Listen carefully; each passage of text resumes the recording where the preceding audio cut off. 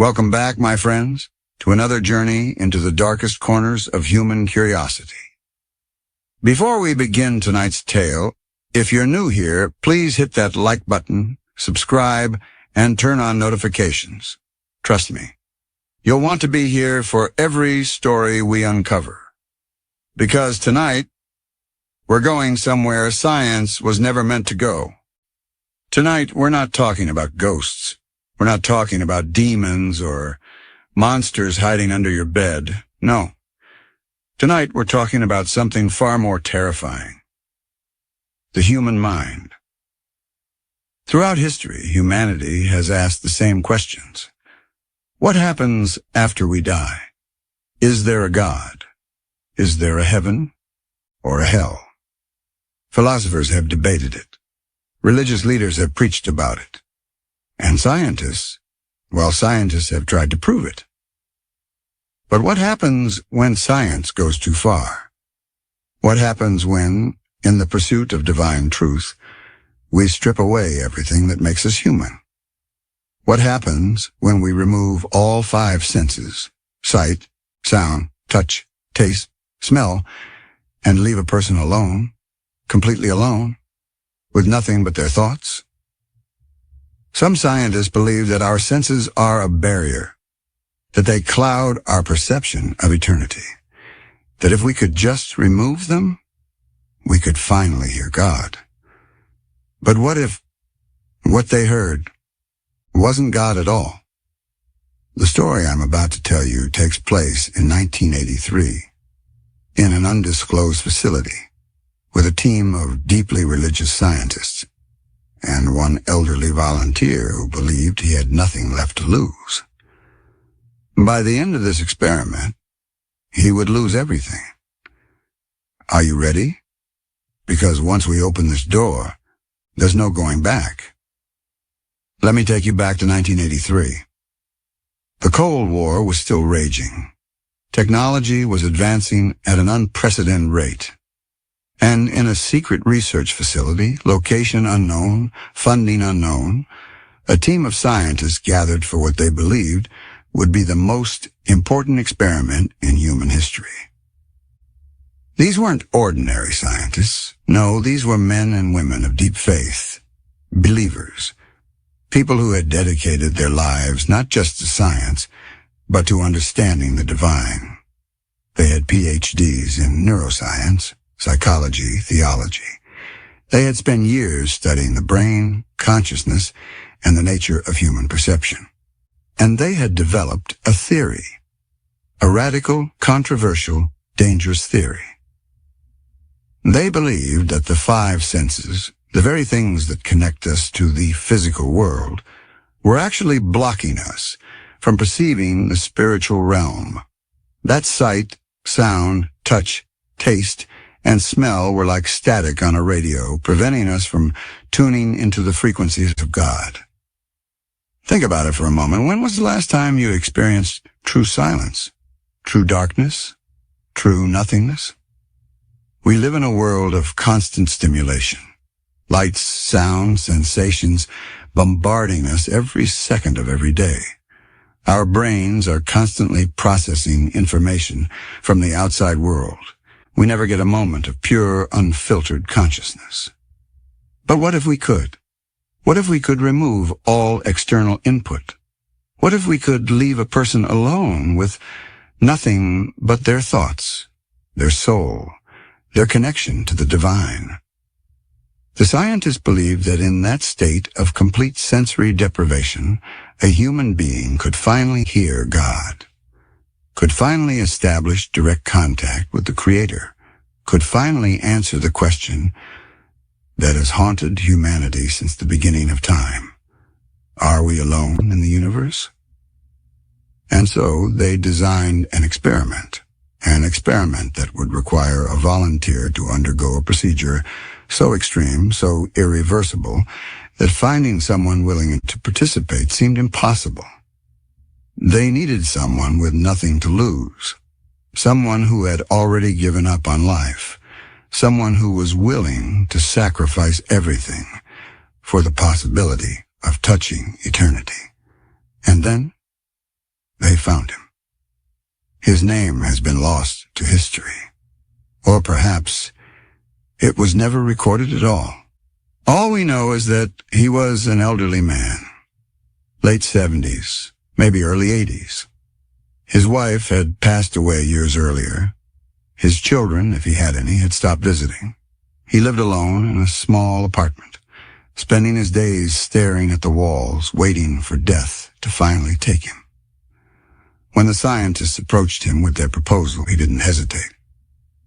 "I have nothing left to live for," he told them. "If this experiment can prove that there's something beyond this life, if it can prove that I'll see my wife again, then take everything. Take my eyes. Take my ears. Take it all. I don't need them anymore." The scientists explained the procedure in detail. They would perform a complex surgery, one that had never been attempted before.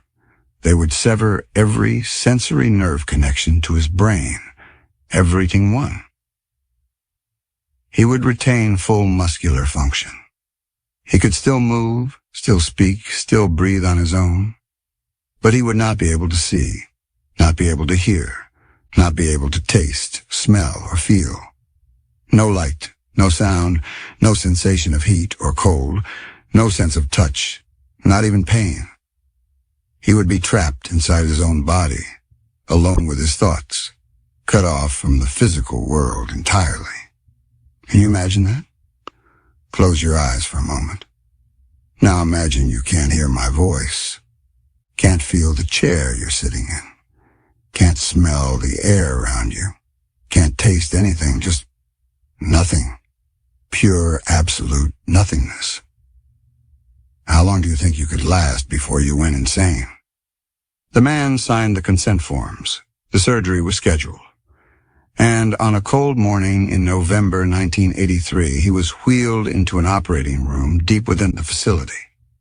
The procedure took 14 hours. When it was over, the man lay in a sterile white room.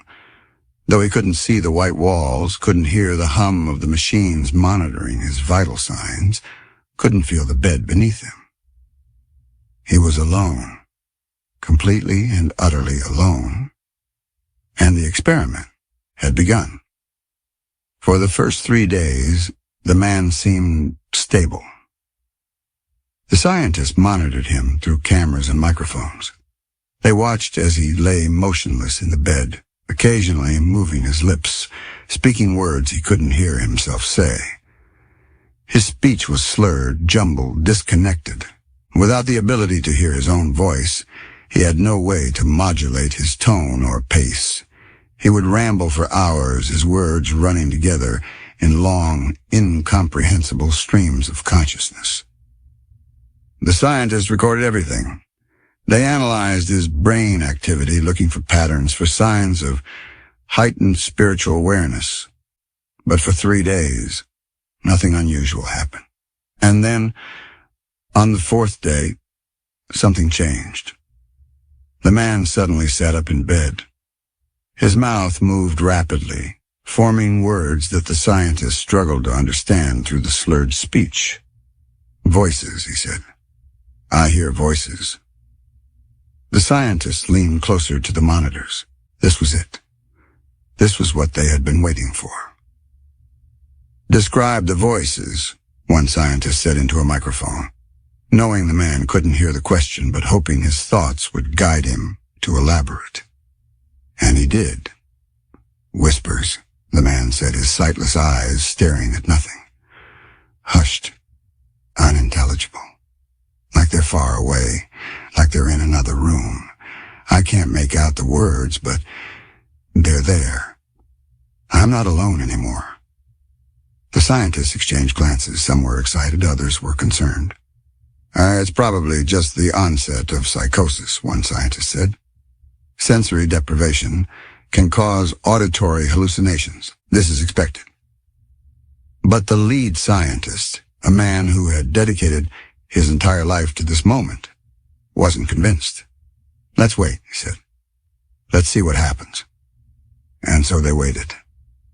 2 days later, 6 days into the experiment, the man's behavior changed dramatically. He began to smile, to laugh, to speak with an animated tone that hadn't been present before. "She's here," he said, tears streaming down his face. "My wife. She's here. I can hear her. She's talking to me." The scientists were skeptical. Hallucinations were one thing, but this was different. "What is she saying?" a scientist asked, again knowing the man couldn't hear, but hoping he would continue. "She says she's been waiting for me," the man replied, his voice filled with joy. "She says she never left. She's been watching over me all these years. She says she loves me. She says she forgives me for not being there when she died." The man sobbed openly, his body shaking with emotion. For the next several hours, he carried on a one-sided conversation with his deceased wife. He laughed at things she apparently said. He apologized for past mistakes. He told her how much he missed her. The scientist watched in stunned silence. And then, the man said something that made everyone in the room freeze. She says, "Dr. Richardson's father is here too." Dr. Richardson, one of the lead scientists, went pale. She says he wants you to know that he's proud of you, that he's sorry he never told you that when he was alive. He says the watch you're wearing was his favorite. He wore it every day. Dr. Richardson looked down at his wrist, at the vintage watch he had inherited from his father, a watch he never talked about, a watch that no one else on the team knew about. "How?" Dr. Richardson whispered. "How could he possibly know that?" But the man wasn't finished. Over the next hour, he relayed messages from deceased relatives of nearly every scientist in the room. He shared intimate details, names, dates, personal information that he couldn't possibly have known. One scientist's mother apologized for being too hard on him as a child. Another scientist's brother said he didn't blame him for the accident. A third scientist's daughter, who had died of cancer at age 7, said she wasn't in pain anymore. How do you explain that? How do you explain a man completely cut off from the outside world, knowing things he had no way of knowing? Some scientists believed, others remained skeptical, and several packed their belongings and left the facility that very night, too terrified to continue. But the experiment continued. By the end of the first week, the man's demeanor had changed completely. The joy was gone. The peace was gone. Now there was only distress. "Too many," he muttered, his head thrashing from side to side. "Too many voices. They won't stop. They won't leave me alone." He began to describe what he was experiencing. Hundreds of voices, all talking at once, overlapping, screaming, whispering, crying, laughing, a cacophony of the dead, all demanding his attention. "Make them stop," he begged. "Please make them stop. I can't think. I can't breathe. They're everywhere. In my head, in my thoughts. I can't escape them." The scientists watched helplessly as the man deteriorated before their eyes. He began throwing himself against the walls of his room, desperately trying to feel something, pain, pressure, anything, to ground himself in the physical world. But his severed nerves prevented any sensation from reaching his brain. He was trapped in a prison of voices with no way out. "Sedatives," he begged. Please give me something to make me sleep. I need to escape. I need silence. Just for a moment. Please." The scientists debated. Some argued that sedating him would compromise the experiment. Others argued that they had a moral obligation to reduce his suffering. Eventually, they agreed to administer a mild sedative. For 3 days, the man slept, and the scientists hoped that when he woke, the voices would have subsided. But they were wrong. So very wrong. When the man woke from his sedated sleep, he was screaming. Not the scream of someone in pain. not the scream of someone afraid, the scream of someone who had seen hell. "They're in my dreams," he shrieked. "I can see them now. I can see their faces. The dead, they're showing themselves to me. And they're not what I thought they'd be." He described nightmares so vivid, so terrifying, that several scientists had to leave the observation room. He saw his wife, but her face was rotting. He saw his parents, but their eyes were hollow and black. He saw children he didn't recognize, reaching for him with skeletal hands. "They're angry," he said. "They're so angry. They say I don't belong there yet. They say I'm trespassing. They say—" He paused, his breath coming in ragged gasps. "They say I need to go back, but I can't. I can't see. I can't hear. I can't feel. I'm trapped between worlds. I don't belong anywhere anymore." The scientists tried to reassure him, though he couldn't hear their words. They adjusted his medication. They monitored his brain activity for signs of seizures or strokes. But nothing they did help, because the man had crossed the threshold. He had gone somewhere human beings were never meant to go. And now, he couldn't come back.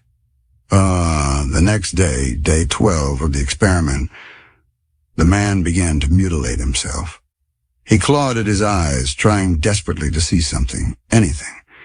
His nails tore at the flesh around his eye sockets, blood streaming down his face.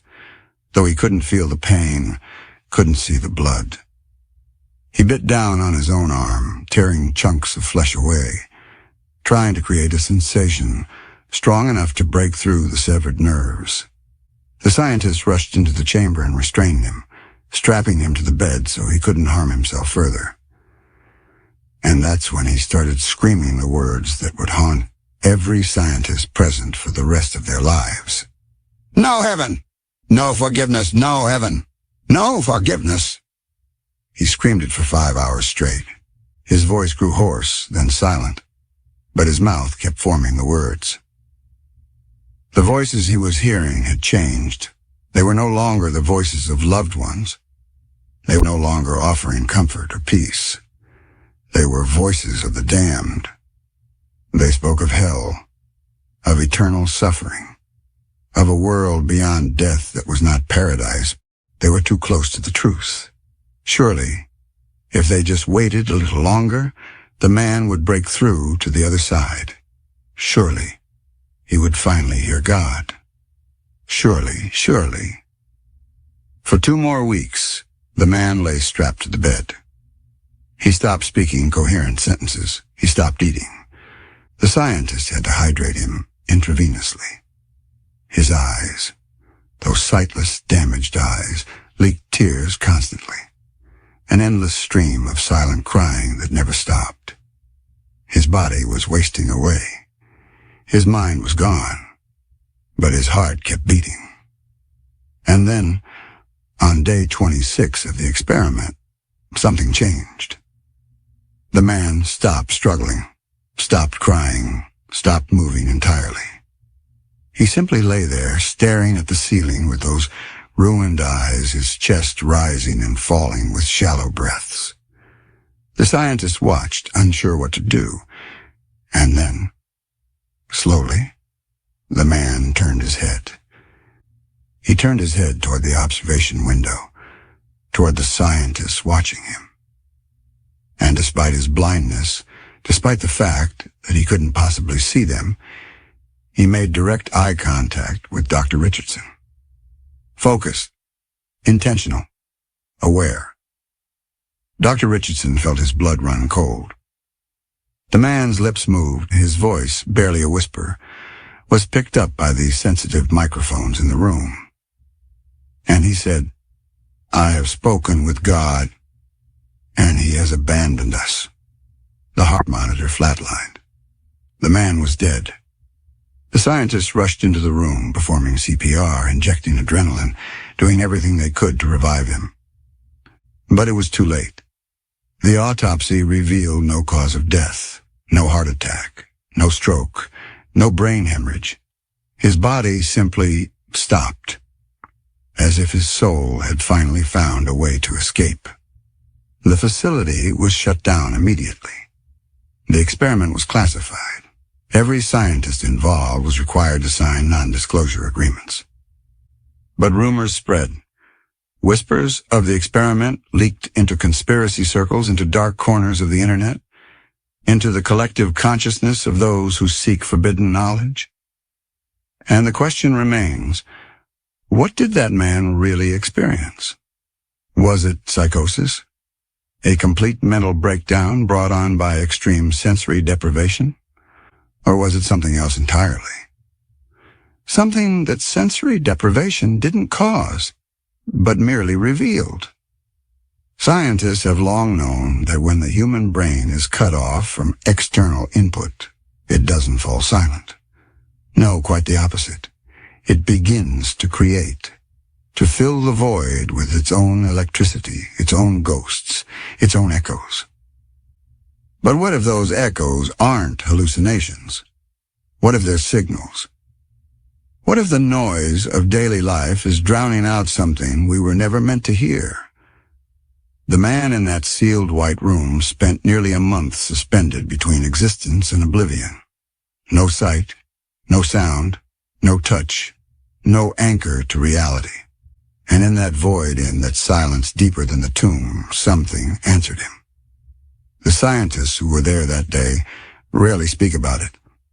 Those who do only reveal fragments, a sentence here, a memory there, a detail that leaks out when they've had too much to drink, or when guilt loosens their tongues. But one detail, one pattern, shows up again and again. After the experiment ended, every scientist reported having the same experience. When they closed their eyes at night, they didn't see darkness. They saw the man's face. Not the mutilated, suffering version strapped to the bed, but the version from the final moment. The version that turned toward them and saw. Some of them described hearing faint whispers while half asleep. Others said they heard footsteps in empty hallways. One swore he heard a voice, hoarse, broken, identical to the volunteer's murmur 3 words behind him while he worked alone in his office. Still with us? Most dismissed it as stress. A few sought psychiatric help. And at least one scientist resigned, insisting that the experiment hadn't ended when the man died, only changed form. Because here was the detail they all agreed on unanimously, despite their fear of sounding insane. In the days following the man's death, every recording device in the facility malfunctioned. Not all at once, not suddenly, but gradually, one by one. Hard drives corrupted, tapes warped, audio logs filled with static, and under that static faint patterns that almost sounded like whispers, but never clearly enough to understand. Even the final video of the man speaking, the one where he delivered that terrible message, deteriorated to the point where only a single frame remained intact. His face, staring straight into the camera, as if he knew exactly who would be watching decades later. Some say the experiment proved nothing, that it was all a tragic example of human frailty under extreme conditions, that the man's final words were the product of a mind unraveling in the dark. Others aren't so sure. Some claim the experiment tore a hole, not a physical one, but a conceptual one, a tear in the fabric of perception, a place where the border between consciousness and whatever lies beyond grew thin, too thin. And if a human mind, stripped bare, truly reached out into that darkness, then perhaps the most terrifying possibility isn't that he was wrong. Perhaps the most terrifying possibility is that he was right, that he did speak with something, that something answered, and that its message wasn't meant for him alone. It was meant for all of us. Because sometimes, when the world is quiet, when we're alone with our thoughts, when the hum of existence fades just enough, we catch the faintest whisper, a fragment of a voice, something we can't quite place. And maybe, just maybe, that whisper is a reminder. The door he opened never fully closed. And if you've made it all the way to the end, then you're one of the few who can handle stories like this, stories that don't just whisper from the darkness, but follow you when the lights go out. If tonight's tale made your heart race, if it made you look over your shoulder, if it made you wonder what's waiting behind the silence, then do 3 things for me. Hit that like button so I know you're not afraid to face the unknown. Share this video if you're brave enough to let someone else hear what you heard. Subscribe to the channel because what's coming next goes even deeper, darker, and far more dangerous. And remember, not every door that opens can ever be closed again. I'll see you in the next story.